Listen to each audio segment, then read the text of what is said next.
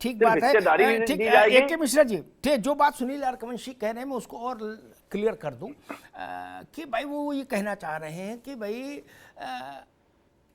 बाकी जो समाज है हमारे यहाँ, वो हजारों किस्म की जाति, गोत्र, उपजातियों में बटा है, उनके मन पर भी एक दूसरी धारणा पैदा होती है जब वो देखते हैं कि भाई मंच से 2 ही बच्चों के सिर पे हाथ रखा तो बाकी को तो बल्दियत मिली नहीं, वो अनाथ होकर समझेंगे अपने को। भाई जब आप मंच से ये कहोगे कि हमारे 2 तबकों के वोट काट दिए, यादव और मुसलमान, 20-20 हजार, तो जो बाकी है 5-6 हजार जाति, उपजाति, गोत्र, समूह समाज के, 1 मिनट का समय दीजिए। वो कहां जाएंगे? अमिताभ जी, जी भैया बोले, जल्दी से। अमिताभ जी, ये बताएं 111 सीटों का जो 403 आपने कहा कि 403 पर काट दिया गया, और वो जो 111 सीट आपने जीतने का काम किया उस पर क्या वोट आपका नहीं काटा गया? तो चुनाव आयोग को ये भी बताना चाहिए था ना कि देखिए 111 पे हमारा नहीं काटा गया, यहाँ हम चुनाव जीते हैं। तो इस तरीके के बयान देने से कुछ नहीं है। ये बात भी, ये बात सुनील अर्कवंशी ने बड़ी तर्क के लाए कि क्या 111 में, ठीक है सुनील भाई, अब समय कम है, मैं ए के मिश्रा के पास चलूंगा। ए के मिश्रा साहब, सुनील अर्कवंशी ने एक बात महत्वपूर्ण उठाई कि 111 सीटों पर क्या 40,000 वोट, कमिटेड वोट कट जाने के बाद भी जीतने लायक वोट बचा रहा? देखिए तब तो फिर अर्थमेटिक गड़बड़ा जाएगी। लोकसभा कॉन्स्टिट्यूंसी थोड़ी ना, ये तो विधानसभा का है जी। लगभग विधानसभा में आप ये देखिए तो टोटल जो वोट होते हैं वो इसी के आसपास होते हैं जो इन्होंने बोला। अगर उतने कट गए होते हैं तो 0/0 यानी कोई वोटर ही नहीं होता, तो वहां इलेक्शन कमीशन इतना प्रपंच क्यों करता, टीम भेजता, वोटिंग होती। इसमें सबसे गंभीर बात यह है ना, देखिए अखिलेश यादव जी ने बड़ी होशियारी से, जो इनका पूर्वाग्रह बना हुआ है, अब ये बोल रहे थे कि जी ऐसी अवधारणा बन जाती है समाजवादी पार्टी के मित्र। अरे अवधारणा आपने बनाई है, खुल्लम खुल्ला माई फार्मूला, मुस्लिम यादव का फार्मूला किसने दिया? आप मंच से ऐलान करते थे मुस्लिम और यादव का। अखिलेश यादव को या उनकी टीम ने कहीं कहीं ये बताया कि भाई मुस्लिम यादव फार्मूला ही आपके लिए बेस्ट है, इन्हीं को फिर से संगठित करिए क्योंकि ये आपसे थोड़े से हट गए हैं, थोड़ा सा मुस्लिमों से, थोड़ा सा यादवों से वोट बैंक आपका हट गया है, रीजन उसके बहुत सारे हो सकते हैं। उन्होंने उसको साधने के लिए, घर वापसी करवाने के लिए, जो 20-20 हजार घर छोड़ के चले गए उनकी घर वापसी करवाने के लिए ये एक मिशन छेड़ा हुआ है, जो मुझे समझ में आता है। अब ये घर वापसी करवा पाएंगे कि नहीं करवा पाएंगे मुझे पता नहीं, लेकिन नुकसान ज्यादा होगा। अगर इसी तरीके से करेंगे तो इनके घर से और भी बहुत सारे लोग छोड़ के चले जाएंगे। अपर्णा यादव वगैरह बहुत सारे लोग छोड़ के चले गए हैं। तो ये बहुत खतरनाक एजेंडे पे चल रहे हैं। राजनीति अब बदल गई है, केवल 1 या 2 तबके का वोट लेकर के आप जीत नहीं सकते हैं। आप कुछ सीटें बढ़ा सकते हैं लेकिन सरकार नहीं बना सकते हैं। ठीक बात, आपको समाज के हर हिस्से का वोट चाहिए। ठीक बात। मैं ओपी सिंह जी के पास चलूं उससे पहले एक बात कहूंगा, जो बात ए के मिश्रा ने कही उसी में एक बात मुझे समझ आई। 2 तरह के लोग राजनीति करते हैं। एक वो बनती है ना फलों की डलिया, ओपी सिंह जी जो होली दिवाली ले जाते हैं गिफ्ट करने लोगों के यहाँ, है उसमें अंगूर, चीकू, सेब, संतरा सब होता, केला, है ना, लेकिन बीच में एक बड़ा फल रखना पड़ता है, नहीं तो बंधे नहीं दलिया, टिके नहीं, ठीक ना। वैसे ही पार्टी है, उत्तर प्रदेश में भाजपा है और सपा है। अभी पिछले चुनाव को आधार करके कह रहा, कोई अन्यथा मत लीजिएगा। ये 2 सरकार बनाने की लड़ाई लड़ने वाली पार्टियां हैं। अपने साथ इनको अंगूर चीकू जुटाना होता है, ठीक। भाजपा उससे आगे निकल गया, उसको बिना अंगूर चीकू के भी वो अपना काम चला लेगी, लेकिन सपा को अंगूर भी चाहिए, चीकू भी चाहिए, अनानास भी चाहिए, केला भी चाहिए, संतरा भी चाहिए, तब जाके सरकार बनेगी, ठीक। आपके पास उतना वोट नहीं कि आप अकेले बना लो। तो बैलेंसिंग फोर्स वाले लोग खालिश जात की राजनीति करें तो भी फलते फूलते हैं। वो डील ही मेज पे ऐसे करते, भाई 1.5% हमारे पास है, बताओ 1.5% का क्या लगाओगे, बात खत्म। लंबी बात ही नहीं करते 33%, वो कहते 1.5% हमारे पास है, हम आपको दे देंगे, बताओ क्या लगा रहे हो रेट। यही बात है, ऐसी डील है। लेकिन सरकार बनानी है तो 25-30% अपना तो चाहिए। ओपी सिंह जी, ये इस रामपुर और आजमगढ़ के चुनाव के बाद, उसके नतीजे के बाद मुझे लगता है ऐसी बात नहीं कही जानी चाहिए थी, क्योंकि रामपुर और आजमगढ़ वहां तो एक एक घर आपका जाना पहचाना, 10 बार सांसद रहे, अरे विधायक रहे आजम खान वहां से। कोई घर ऐसा है जिसको वो नहीं जानते? वहां कोई वोट काट जाएगा? या आजमगढ़ जहां से नेताजी रहे, अखिलेश जी रहे,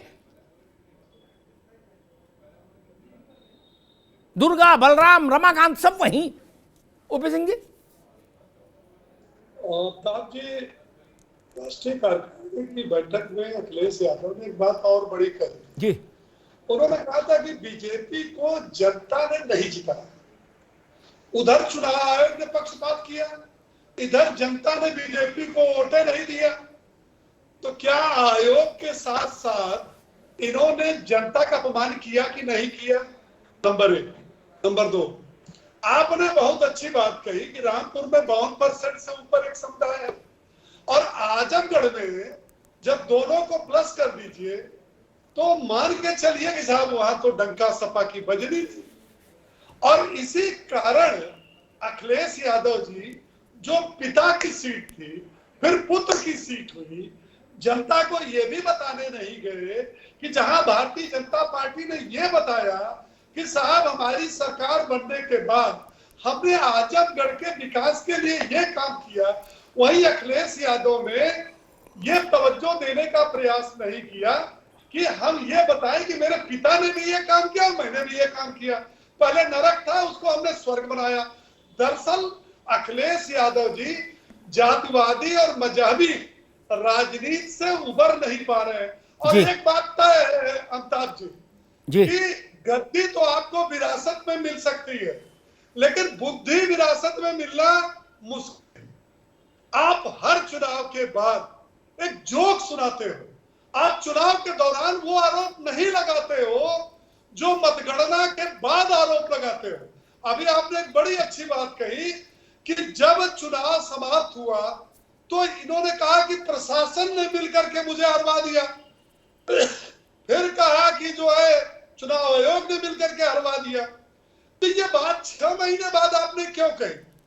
दरअसल ये बात सही है कि ये अपनी नाकामी, अपनी असफलता, अपनी हार, अपने सारे कमियों को ये ठीकरा दूसरे फोड़ते कब तक फोड़ेंगे? अब आया है ऊंट पहाड़ के नीचे, ऊंट पहाड़ के नीचे आ चुका है। एक को 3 साल की सजा हुई और इनको प्रूव करना है कि हर विधानसभा में एक बात बहुत तर्कमंसी ने महत्वपूर्ण कही, वो ये कही कि 403 में 111 का भी इनको प्रूफ देना पड़ेगा, जिसमें ये चुनाव जीते हैं और कुछ पर तो बड़े अच्छे मतों से जीते हैं।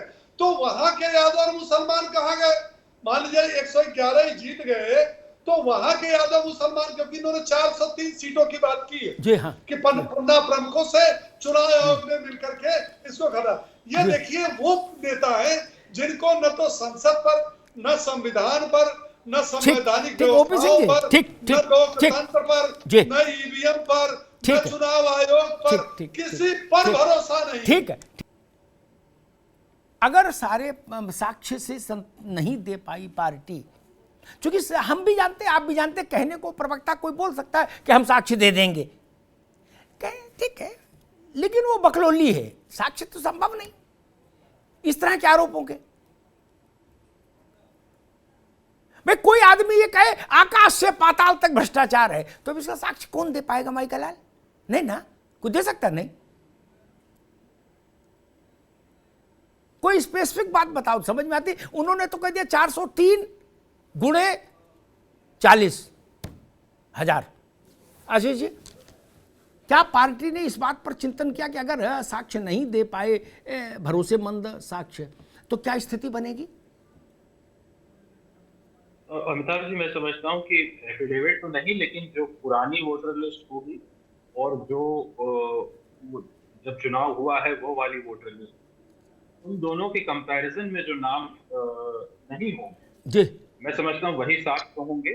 तो मैं समझता हूँ यही एफिडेविट तो प्रैक्टिकली पॉसिबल नहीं है कि आप ढूंढ के एफिडेविट बनाएंगे, लेकिन हाँ, यही एक तरीका जो मुझे समझ में आता है, मेरी समझ से, कि जो उससे पहले की जो चुनाव की जो लिस्ट होगी उसको, और जो जिस पे चुनाव हुआ है उस लिस्ट को, दोनों को जी। कंपेयर किया जाएगा, और उसमें जो नाम जो छूट रहे होंगे वही मेरे ख्याल से साक्ष्य के ठीक। रूप में।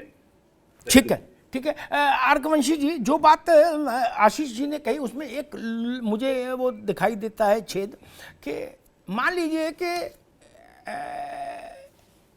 राम लखन यादव नाम नहीं है, पिछले में था, इसमें नहीं, उदाहरण दे रहा हूं, ठीक, आपने उनको जोड़ के दे दिया आयोग को, बीजेपी वाले राम लखन यादव से मिले, बोले जी ये तो बरेली में नाम दे दिया है, तो शाहजहांपुर में नौकरी कर रहे हैं, यहाँ वोट बन गया इनका, बिल्कुल। तब क्या होगा आर्कवंशी जी? देखिए, क्योंकि 5 सेकंड, 5 साल बाद, अगर 5 साल वाली 5 साल पहले की चुनाव लिस्ट चलनी हो, वोटर लिस्ट, तो इतनी कवायद करोड़ों रुपए सरकार क्यों खर्च करती है वोटर लिस्ट अपडेट करने में? सुनील जी, देखिए वही तो बताया आपने, पहले कहा था ना कि एक प्रकाशन होता है सूची का, तो उस समय आपके प्रकाशन जब हो चुका तो आपने उन सूची, पुरानी वाली सूची से मिलाने का काम क्यों नहीं किया? नंबर 1, उस समय मिलाना चाहिए था, आप चुनाव जीत जाते, मगर तब आपने मिलाया नहीं। दूसरी बात, 403 या 403 विधानसभा जो आप बता रहे हो, उन 403 विधानसभाओं में प्रत्येक विधानसभा में 400 साढ़े 400 बूथ होते हैं, उन एक आध बूथ, 2-4 बूथ पर इस तरीके की गड़बड़ी होती है, तो वहां का भी एजेंट पूरी तरीके से, जो वहां की कमेटी होती है बूथ की, वो भी कहती है कि भाई हमारे इस तरीके के वोट वहां पर गड़बड़ हो रहे हैं, इसको सुधरवाने का काम करें, और कोशिश भी करती है पूरी। तो इस तरीके का बयान देना हमारी समझ से बिल्कुल उचित नहीं है, और इस तरीके के बयान वो देते रहते हैं, क्योंकि 6 महीना ही सिर्फ अखिलेश जी काम करते हैं, जब चुनाव आता है इससे उतना ही 6 महीने में जनता ने देने का काम किया, और जो 5 वर्ष काम करेगा तो लगातार उतना उसको देने का काम करेगी जनता। विकास जी, ये फर्क है। आपको क्या लगता है कि चूंकि नोटिस पहली बार ऐसा आया है, बिल्कुल फोकस्ड नोटिस, नो दाएं भागने की गुंजाइश नहीं, बाएं भागने की गुंजाइश नहीं, रिवर्स लेने की गुंजाइश आयोग ने नहीं छोड़ी, उसने स्पेसिफिकली सीधे सपाट कहा, बिना किंतु परंतु की 403 के साथ चलाइए, 10 नवंबर की डेट फिक्स कर दी। आपको का विजडम क्या कहता है?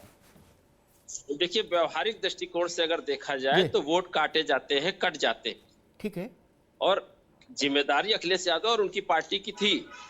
अगर ये बात कह के कि पूरी तरह पाक साफ है चुनाव आयोग, वहां पर वोट कटे नहीं हैं, या लोगों का नाम क्यों काटा गया और क्यों नहीं जुड़ा, तमाम तरीके के व्यवहारिक प्रश्न खड़े होंगे, और उसको ले करके समाजवादी पार्टी को जाना चाहिए और यह देखना चाहिए कि किन वर्गों को, किन मतों को काटा जा रहा है। और सबसे बड़ा विषय यह है कि मतों को जातीय और धर्म के आधार पर देख करके उनका विभाजन किया जा रहा है, उनका क्षेत्र बूथ बदला जा रहा है। ये बात किसी से छुपी नहीं है, यह सार्वजनिक है, और इस पर आरोप भी लग रहा है, इस पर आपत्तियां भी दर्ज की जा रही हैं, क्योंकि नगर निगम में भी, लखनऊ का मैं जानता हूं, लगातार तमाम सारे वोटों को जातीय समीकरणों को ध्यान में रखते हुए चुनाव आयोग में लोगों ने अपने हिसाब से उसको बूथ बदला है।